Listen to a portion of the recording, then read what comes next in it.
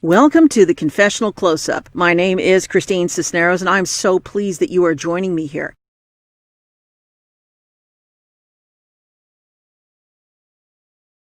What a nice thing, Patriots, to sit in front of my fire, listening to the Gregorian chants from St. Mark's Cathedral. It's around 9:30 on Sunday night, and the name of this piece is Untarget Practice. I have noticed this week something that has come up for myself regarding red pilling, commiseration, righteous anger, and self-protection. There are many different times and eras that we find ourselves in when something is going to change. This is the largest event, I think, in our country's history. This is, I think, the Second American Revolution. And some people have said that, and I agree. I also think that in this Second American Revolution, it was foretold to us that there would be moments in this Second American Revolution. It was shared with us by our founding fathers that our country would be set up and probably good for about 200 years, but that we would face this again. We would face this tyranny that we would have to fight against again. This certainly has happened, and as our country has become a target for the global elites around the world, and as we have become the targets and the commodities for the global elites around the world. And when I say we, I mean we human beings. The reason that the United States of America has been such a target, we are the land of the free and the home of the brave. And those who come to our country legitimately find themselves in a place and in a consciousness wherein they are able to reach their dreams far easier than any country that they've come from. We are the country that is the beacon of light and the opportunity to pursue the happiness of each person right here in our country. This is something that those who want to better their lives, better the position for their lineages, and create some way of having some of the peace that comes from not being under tyrannical rule. As we see that there are many ways in which, in fact, tyranny and the communistic road that leads to such absolute agony, death, slavery, and sheer horror. What we know is that the attempted coup that has happened in our country, not just in this administration, but for decades now, dating back to when our country was sold out to England near the turn of the century in the early 1900s and late 1800s, that it has taken this long for it to become a pervasive disease, a national autoimmune system problem, wherein there isn't just the disease that has nearly prevailed, but worse, the thinking that the disease is actually a good state for our country to be in.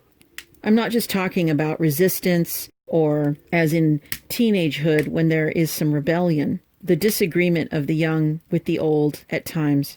What I'm talking about is the decimation of the very shorings of our country and our way of life that will ensure the complete slavery of the entire globe. We know that this will not happen because as you and I are understanding this information, and as you and I are understanding the problems, there would be no way for us to know these things if something wasn't being planned and done about them. Our opportunity right now to jump on this boat, to be part of this movement, this militia, and this success of the Second American Revolution and the Second Renaissance is nigh. We no longer have the luxury of arguments with people who do not want to listen. We no longer can afford the time to even really be upset and disconcerted about things that are appearing to be what they are not. These precious moments that will never happen again must be used, must be invested in with everything we have to actually move into the new mental equivalence and consciousness that will usher in the second Renaissance. This is not to say that the second Renaissance will not happen or that something is able to stop what's coming. Quite to the contrary. The reason I'm saying these things today is because I am in constant prayer and reflection on how much I want and will work for and have worked for and continue to work for the bringing together of the necessary consciousness and mental equivalence with the events at hand so that the maximum amount of people are calibrated to this and can experience what truly is happening and the good that is going to come from it. I have had an incident this week wherein I encountered someone who was nearly violent in his interaction with me. When I saw this occur, it was so disconcerting to me that I was at a loss for words for a few seconds. But then I thought better of speaking, and I thought, this is my opportunity to create a way for me not to be a target. This is a way in which God is communicating with me and showing me, allowing me to have the brutal truth in front of me of what it would cost me if I were to interact in any way in that moment. I have to say that staying silent during this and in the moments that followed was so foreign to me that the interruption of my usual behavior actually got my own attention. I'm very glad that I did stay quiet because it gave me moments to listen to what was being communicated. Sometimes I think that we feel as though our guides and the signs that we have are all positive and they are things that are going to be looking out for our best good. Well, that is true. There are some. However, because there are others who have evil in mind and who are in no way, shape, or form looking out for our best interests as individuals, in our relationships, in our families, in our cities, towns, states, and indeed our entire country.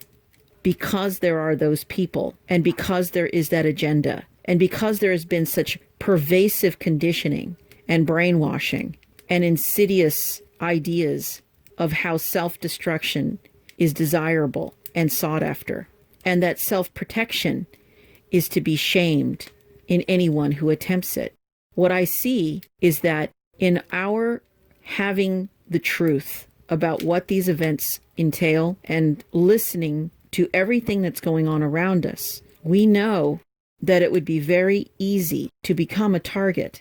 Indeed, there are times now that if you don't say anything in support of bad ideas, even if you don't open your mouth to utter a word, you could still become a target. And so, against my fighting instinct and the ways in which I have battled for so many years those who have these insidious ideas, what I see now is that this is the time for us to practice not being a target, that for us to understand that even in our desire to have other people understand and to possibly change their minds about what it is that they are saying or doing, we must remember that they are not in their own right mind to begin with. And to interact with them over these issues is truly to be interacting through the devil that is working through them. This may sound extreme, but I think that even people who are having these incredibly explosive reactions are confused about why that's happening, even unto themselves. We must keep clear and not go too deeply into the river now, because it is turbulent and it is very full and it is heading towards a very dangerous area. As we navigate on the river, as we are trying our best to now find a safe place to anchor, we know that there are extremely sharp rocks and massive stones that are on the riverbed. You can see evidence of this in the summertime when the rivers are lower. Our job is not to take issue with every sharp rock and every stone, because if we do, if we dive down and battle each rock, we will find our end very quickly.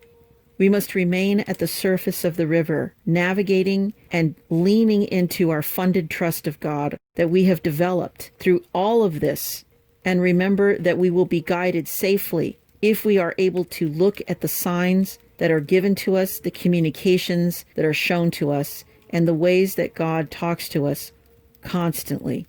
This is why prayer incessant prayer is so important. This is the fastest and most indestructible way of having our God, our Lord, right there with us as we move through these waters. Most of us have been learning and developing our skills for many years, particularly in the areas that involve what we are dealing with and how to maneuver to create a better way for our country to recover.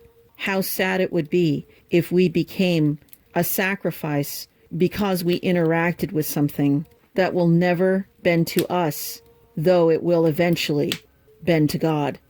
We must remember to put on the full armor of God every time we wake up in the morning. But we must also remember to look for ways to never have to interact with that which we know is there, lurking and waiting and walking about like a roaring lion, waiting to see whom he may devour.